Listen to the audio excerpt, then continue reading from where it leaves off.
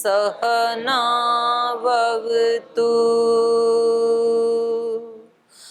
सहनौ भुनक्तु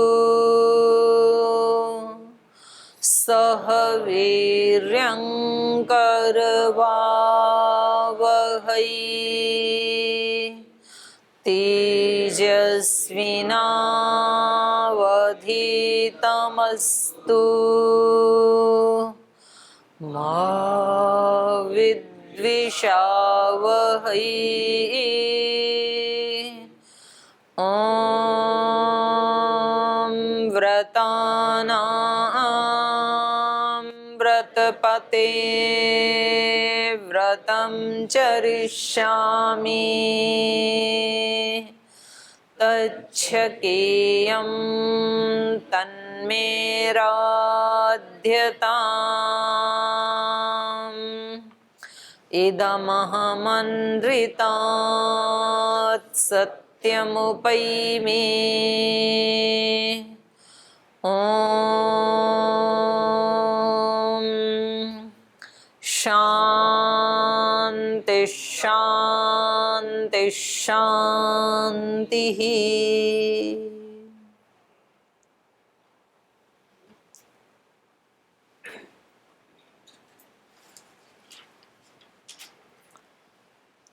तो सच्चे और शाश्वत सुख का अन्वेषण का प्रसंग चल रहा है। यद्यपि ये किसी का प्रश्न था, एक प्रश्न था कि सुख क्या है, सुख का स्वरूप क्या है और उसको कैसे प्राप्त किया जाए। तो ये कितना अच्छा प्रसंग हमें मिला इसके उत्तर में कि जिससे हम सब, ये एक व्यक्ति का नहीं, हम सब का ही प्रश्न है और इसका आश्रय लेकर के, इसको आधार बना करके हम सब इसके ऊपर गहन चिंतन मनन कर सकते हैं।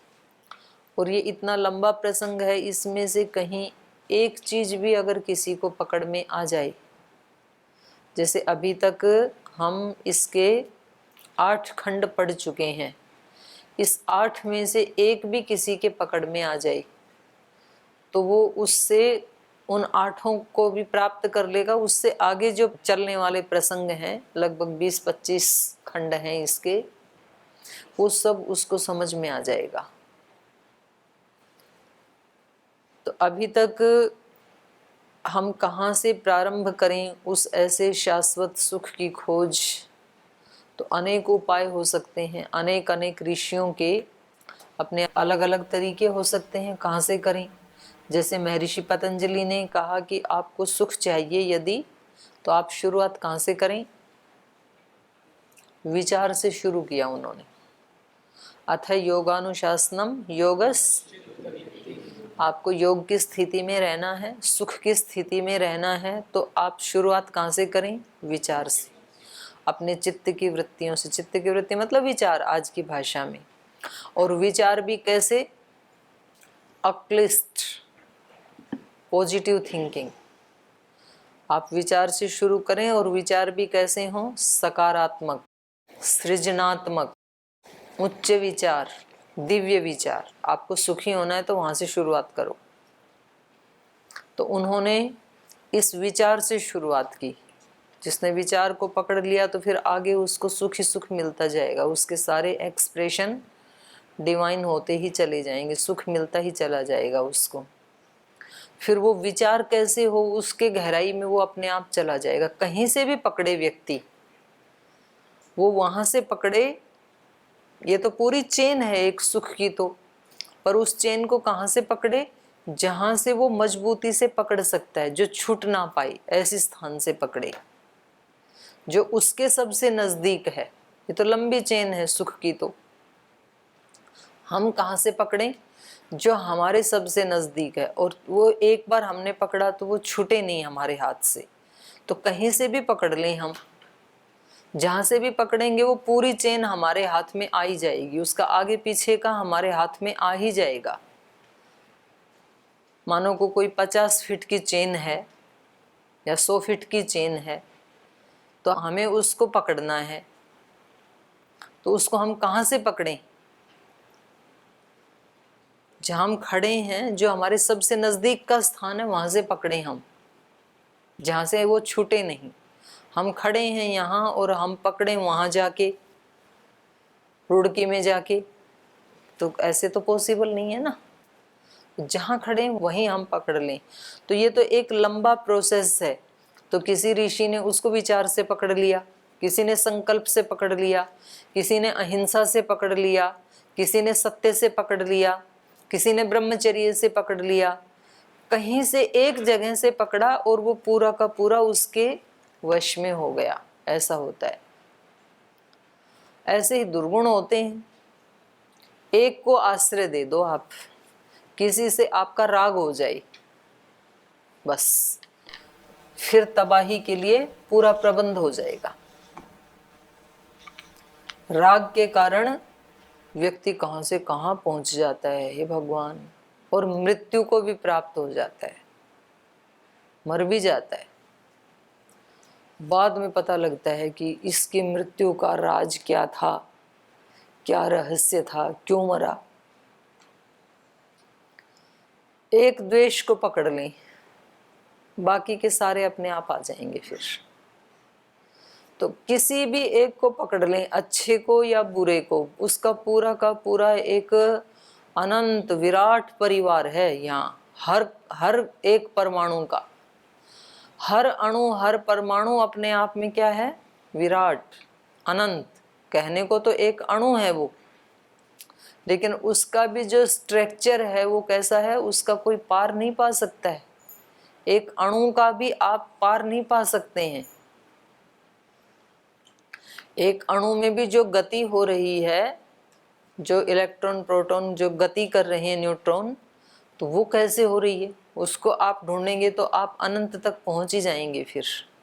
तो कहीं से भी हम पकड़ें, हम वहां तक पहुंच जाएंगे फिर। तो यहाँ इन्होंने, ऋषि ने कहाँ से पकड़ा? उस शाश्वत सुख को पाने के लिए सनत कुमार ऋषि ने कहाँ से पकड़ा? कौन बताएंगे?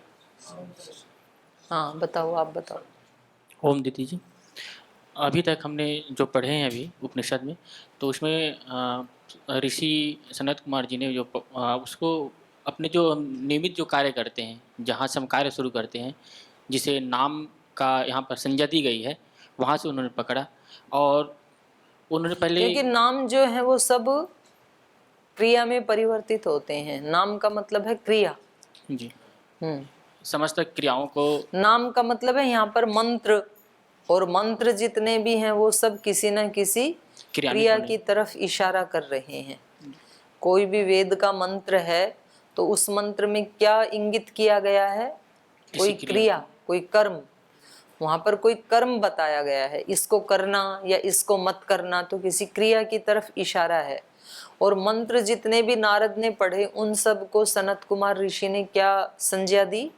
नाम, नाम मात्र। तो नाम का, उस संज्ञा का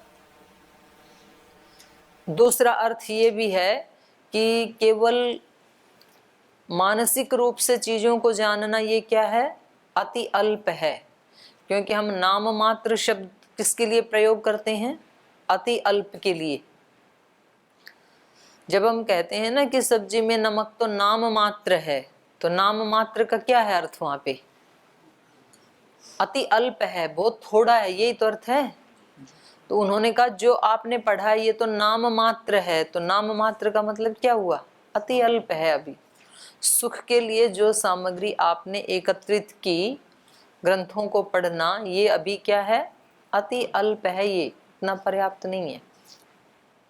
तो फिर क्या करें, और क्या करें? हाँ, नाम से आगे।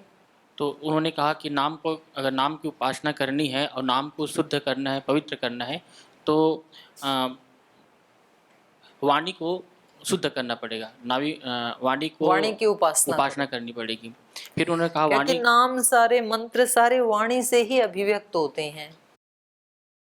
वाणी नहीं हो तो किसके अंदर क्या है वो अभिव्यक्ति नहीं होगा। फिर वाणी को अगर शुद्ध करना है, वाणी को अच्छा बनाना है, तो उसके मूल मन होते हैं।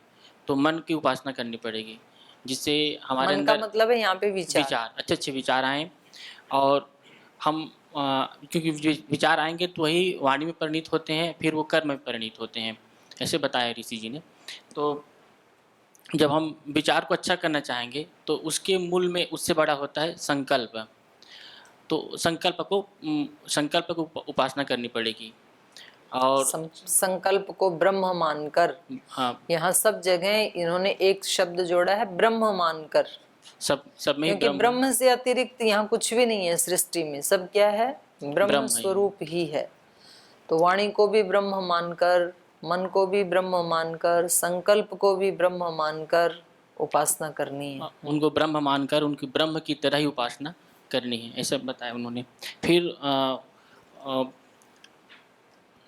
संकल्प के भी मूल में क्या है? संकल्प के मूल में फिर चित्त है, चेतना, जिसे हम जागरूकता कहते हैं। जब हम जागरूक होंगे, संकल्प बुरे भी हो सकते हैं यदि जागते नहीं रही तो। जब हम जागरूक, संकल्प बोलते हैं कि उसकी पिटाई कर देते हैं। संकल्प कहते हैं चोरी कर, चीजें चुरा लेते हैं। तो ये कब होंगे संकल्प शुद्ध हमारे? जब हम जागते रहेंगे, नहीं भाई ये संकल्प अच्छा नहीं है, बुरा संकल्प है ये व्यक्ति तब उसको हटा पाएगा और अच्छे वाले को ला पाएगा जब उसमें चेतना हो। चेतना की अवेयरनेस, चेतना का मतलब है यहाँ अवेयरनेस, जागरूकता। यहाँ चेतना को ही मतलब ब्रह्म की तरह, जागरूकता कब बनी रहेगी? जागरूकता बनाए अवेयर रखने के कैसे लिए रही? उसके लिए हमें ध्यान की उपासना करनी पड़ेगी। उस ज्ञान का सातत्य बना रहे, प्रत्यय से एकतानता, उस ज्ञान की सतता निरंतरीय बना रहे, इसी का नाम ध्यान है। तो ध्यान को श्रेष्ठ बनाने के लिए मतलब उसके मूल में होते हैं विज्ञान, जिसको हम समाधि कहते हैं। समाधि में ही हमें हाँ, कंसंट्रेशन कैसे बना रहे व्यक्ति, समाहित चित्त कैसे रहे, ध्यान की स्थिति में कैसे रहे, क्योंकि ध्यान तो 1 घंटा लगाना ही बड़ी मुसीबत है। और ये कह रहे हैं कि 24 घंटा ध्यान को ब्रह्म मान करके उसकी उपासना करो, तो 24 घंटे ध्यान में कैसे रहे? समाधि की स्थिति में रह करके 24 घंटे ध्यान में तब रह सकते हैं जब हमें विज्ञान हो, विशेष ज्ञान हो, पता हो कि इसी में मेरा फायदा है, भगवान की शरणागति में रहना ही मेरे लिए उत्तम है। तो हम ध्यान की स्थिति में रहेंगे हमेशा, और हमें अपने उसके स्वरूप का ज्ञान हो जाए। ध्यान के लिए विशेष ज्ञान। तो ध्यान का भी मूल क्या बताया? विज्ञान। और विज्ञान के मूल में ऋषि ने बताया कि बल होते हैं, जैसे योग बल, ज्ञान बल, हमारी उत्साह बल। सब प्रकार की योग्यताओं का जो संघात है उसको बल कहते हैं। एक एक जो है लोक में तो उसको भी बल कह देते हैं, एक एक योग्यता को भी। जैसे मन की योग्यता है तो उसको मनोबल कह देते हैं,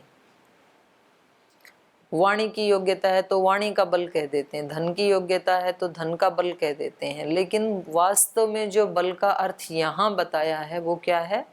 अनेक प्रकार की, विविध प्रकार की योग्यताओं को मिलाकर के जो शक्ति बनती है, जो संघात बनता है, उसका नाम ही यहाँ पे बल है। तो विज्ञान तो क्योंकि मन से संबंध रखता है, मस्तिष्क से संबंध रखता है विज्ञान, तो ये कह रहे हैं कि इतने से बात नहीं बनेगी। मस्तिष्क बहुत तेज है व्यक्ति का, शरीर बिल्कुल दुबला पतला है, तो इस व्यक्ति को कोई एक शारीरिक रूप से जो स्ट्रोंग है वो इसको हरा देगा। तो चोर डकैत जो होते हैं वो विद्वानों को भी लूट लेते हैं अगर उनके पास धन है तो, या कोई भी वस्तु है उनके पास, उनकी वाणी को बंद कर देते हैं, उनको किडनैप कर लेंगे, कुछ भी कर सकते हैं। तो कल इन्होंने बताया कि एक बलवान 100 विज्ञानवानों को भी कपा देता है, सैकड़ों को भी वो अपने वश में कर लेता है। और एक जो बलवान है, मतलब वैज्ञानिक कई हैं, विज्ञान माने विशेष ज्ञान वाले, जैसे बहुत सारे बुद्धि से बलवान हैं, कुछ धन से बलवान हैं, अलग अलग योग्यताएं हैं। लेकिन उनके ऊपर एक पीएम जो होता है, एक सीएम जो होता है, उसके पास विविध प्रकार का बल है। माने सारे आईएएस उसके अंडर में हैं, सारे एमएलए उसके अंडर में हैं, और बहुत सारी शक्तियां उसके अंडर में हैं, तो ये कई प्रकार का बल का जो संघात है ये उसके हाथ में होता है। तो अब एक सीएम इन कई सारे आईएएस के ऊपर भारी पड़ जाता है, क्योंकि उसके पास क्या है? बल। हाँ जी, क्या पूछ रहे थे आप? मैं पूछ रहा था कि निरंतर ध्यान हम किसका करें? ये तो बता रहे हैं, निरंतर ध्यान के लिए आपको विज्ञान की, विशेष ज्ञान की स्थिति में रहना पड़ेगा। अगर आपको ये ज्ञान है कि जैसे ही मैं ध्यान से या अपने स्वरूप से दूर हुआ तो उसी समय ये प्रकृति, ये माया, ये दोष मुझे तुरंत पकड़ लेंगे। जिसको ये ज्ञान हो जाए कि प्रकृति का स्वरूप क्या है? निरंतर परिवर्तनशील होना। प्रकृति मतलब सत्वरजतम, और उनका स्वरूप क्या है? निरंतर परिवर्तित होते रहना। अगर उसको मैंने अपना रूप मान लिया तो फिर मैं सुखी दुखी होता रहूंगा और उसके साथ मैं समापत्ति को प्राप्त होता रहूंगा, तारतम्य मेरा बना रहेगा। और जिसको ये ध्यान रहे, ध्यान मतलब अनुभूति कि मैं तो आत्मा हूं और ये सब आने जाने वाली चीज है, ये क्या है? इंद्रियों के विषय हैं। मात्रा स्पर्शास्तु कौन्तेय, शीतोषण सुख दुख आने जाने वाले हैं। ये आगमा अपाइनो अनित्या, आने जाने वाली हैं। कोई भी चीज स्थायी नहीं है। तो फिर व्यक्ति उस चीज को लेकर के, सुख को लेके या दुख को लेकर के, सुख को लेकर के वो हर्षित नहीं होता है। उसको पता है आया तो जाने ही वाला है, तो इतराता नहीं है व्यक्ति। वरना तो व्यक्ति सुख में भूल जाता है आगे पीछे की चीजें, और वो ऐसा व्यवहार करने लगता है कि जैसे सदा उसके हाथ में ऐसे ही रहेंगी चीजें, उसके पास ही रहेगी ये संपत्ति, उसके पास ही रहेगी ये प्रतिष्ठा, उसके पास ही रहेगा ये पद। तो फिर वो दूसरों को अंडर एस्टिमेट करने लग जाता है। मतलब वो सहन नहीं कर पाता है उस पद को, उस प्रतिष्ठा को, उस सुख को, उस उपलब्धि को। व्यक्ति सह नहीं पाता है। सुख को सहन करना सबके बस की बात नहीं है। और जो व्यक्ति सुख को सहन कर सकता है वो दुख को भी कर लेगा, और जो सुख को नहीं सह पा रहा है वो दुख को भी नहीं सह पाएगा। सुख व्यक्ति से सहन नहीं होता है। सुख जैसे ही आता है ना, तो व्यक्ति इस प्रकार के कपड़े पहनना शुरू करेगा, इस प्रकार के हीरे जवाहरात पहनना शुरू करेगा, इस तरह की गाड़ी मोबाइल यूज करना शुरू कर देगा, इस तरह के अपने खान पान बदल देगा, अपने घूमने के सैर सपाटे बदल देगा। उससे वो सुख सहन नहीं होता है। वो अपने सारे उसको चेंज कर देता है। कुछ बिरले होते हैं महान आत्माएं, श्रद्धेय स्वामी जी महाराज जैसे, कि कितना भी सुख क्यों ना भगवान ने दिया है तो भी उस सारे के सारे को सेवा में समर्पित कर देना। खुद जो 20 साल पहले जो खड़ाऊं थे वैसे ही खड़ाऊं पहनना, जैसे पहले चटाई पे सोते थे तो वैसे ही चटाई पे सोना, जैसे पहले अपनी बिना मिर्च मसाले की उबली हुई सब्जी खाते थे उस समय भी वही खाना। तो ये सुख को सहन करना है। और जो सुख को सहन कर सकता है वो दुख को भी कर सकता है। फिर कितने सारे दुख भी आए, संघर्ष भी आए, चुनौतियां भी आई। अगर कोई दूसरा व्यक्ति होता तो कब का कहीं गुफा में जाके समाधि लगा लेता, छोड़ भागते मैदान। तो कितने सारे संघर्ष तो हमने अपनी आंखों से देखे हैं।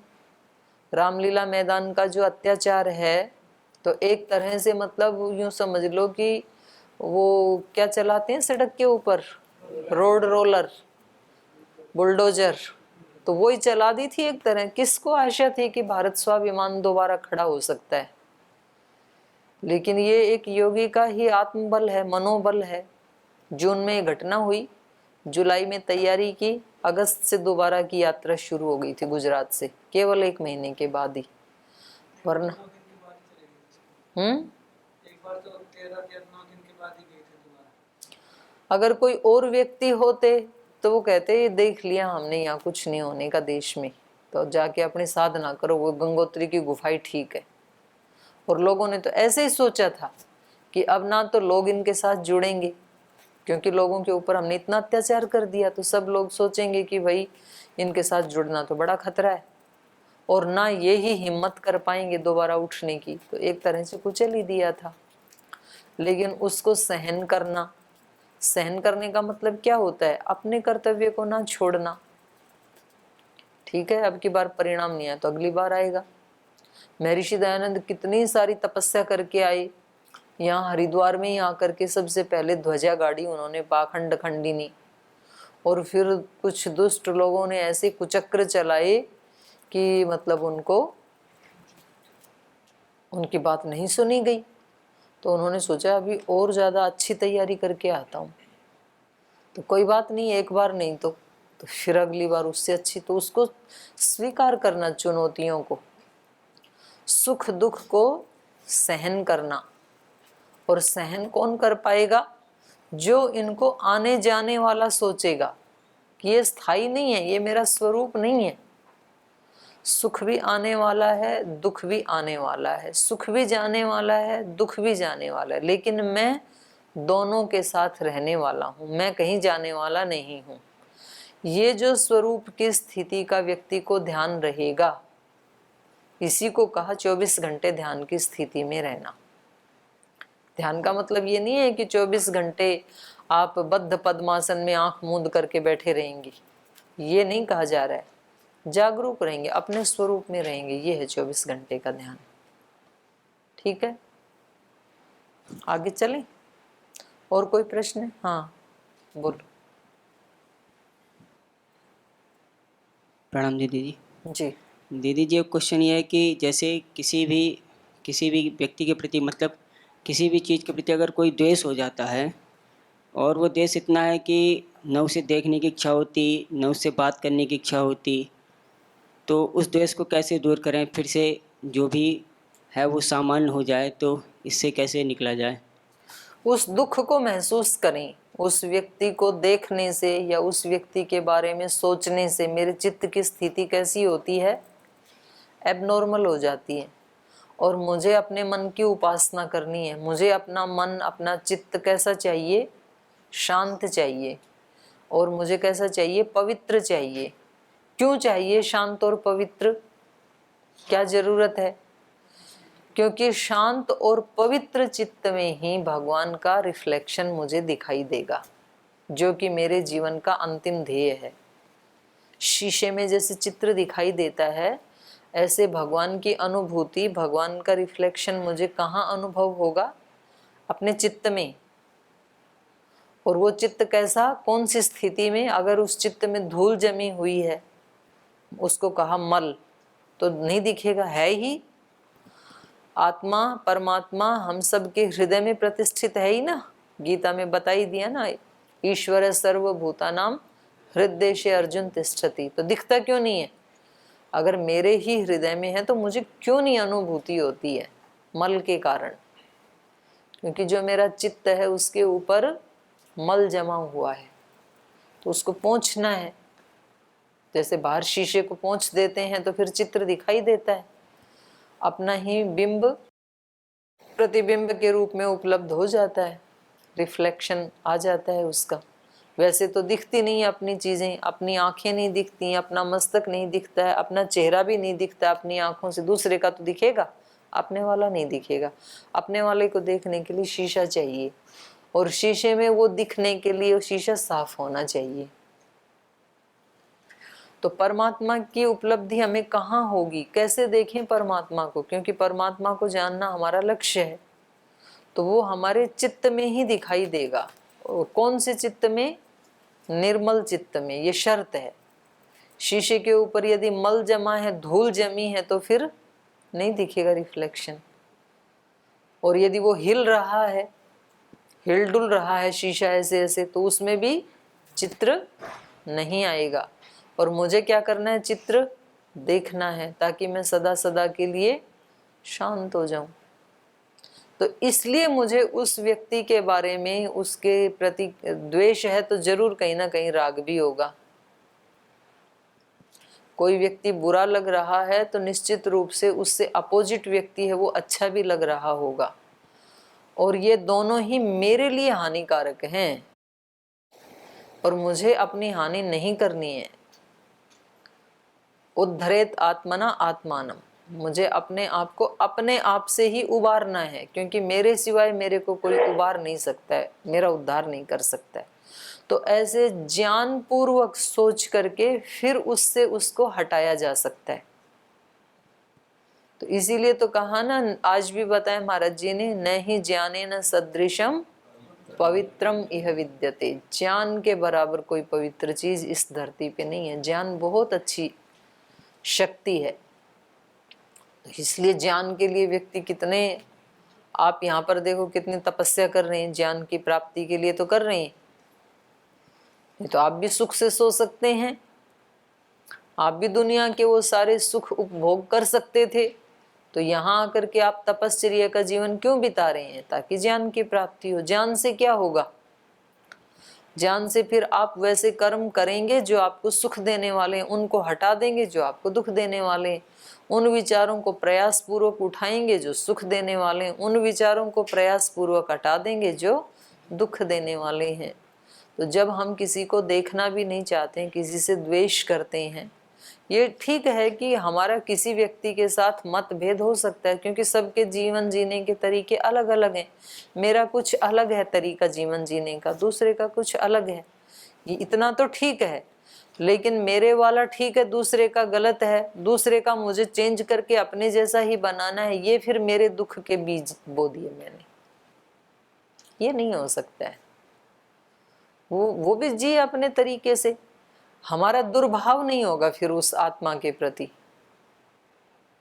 ठीक है, उसको वो पसंद है, हम कहते हैं कि इसको ऐसे करना चाहिए ना, तो करना तो चाहिए, लेकिन ये किसके अकॉर्डिंग? मेरे अकॉर्डिंग। मुझे ऐसे लग रहा है कि ऐसे करना चाहिए, पर उसके अकॉर्डिंग वैसा ही करना चाहिए जैसा वो कर रहा है, तो उसको करने दो। मैं ऐसा नहीं करूंगा, लेकिन क्योंकि मेरा तरीका दूसरा है। तो ऐसे व्यक्ति सोचेगा तो फिर वो बच जाएगा। लेकिन यदि वो जिद कर ले कि नहीं सही तो ये ही है, अब कमरे की सफाई कैसे करनी चाहिए? एक व्यक्ति कहता है झाड़ू मार दी बस पर्याप्त है, क्या दिख रहा है इसमें? कुछ भी नहीं है। दूसरा कह रहा है झाड़ू पर्याप्त थोड़ी है, उसमें पोछा भी लगाना है। फिर तीसरा कह रहा है ऐसे पोछा मार देना पर्याप्त थोड़ी है, एक बार गीला मारा था तो अब तीसरी बार सूखे से पोंछना चाहिए उसको, अब उसके अनुसार वो ठीक है। फिर चौथा कहता है केवल पोछा मार देना पर्याप्त थोड़ी है, उसमें थोड़ा सा रूम फ्रेशनर भी छिड़कना चाहिए ताकि सुगंध आती रहे। फिर पांचवा कहता है ये इतना पर्याप्त थोड़ी है, आगे इसमें धूल नहीं डालना, उसके लिए सावधान रहना, अलर्ट रहना, चप्पल पहन के अंदर नहीं आना, ये भी करना है। तो सबके अलग अलग तरीके हैं। तो आपने पूछा कि जब किसी के प्रति द्वेष है तो हम क्या करें?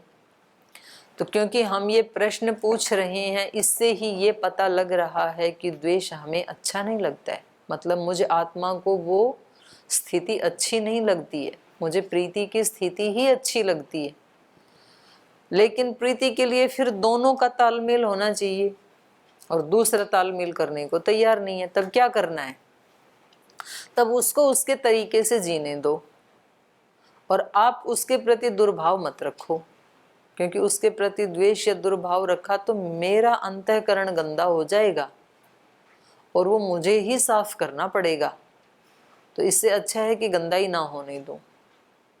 कमरे में पहले कीचड़ वाली चप्पल लाओ, घास वाली चप्पल लाओ, फिर साफ करो, इससे अच्छा है चप्पल ही बाहर निकाल दो, गंदाई ना हो। तो जब व्यक्ति को ये ज्ञान हो जाएगा कि ये राग या द्वेष करने से हानि मेरी होती है, तो बड़ी आसानी से बच जाएगा व्यक्ति, ज्यादा कठिन नहीं है। इसीलिए तो इन्होंने बताया कि मन की उपासना कर, मनस उपास्व,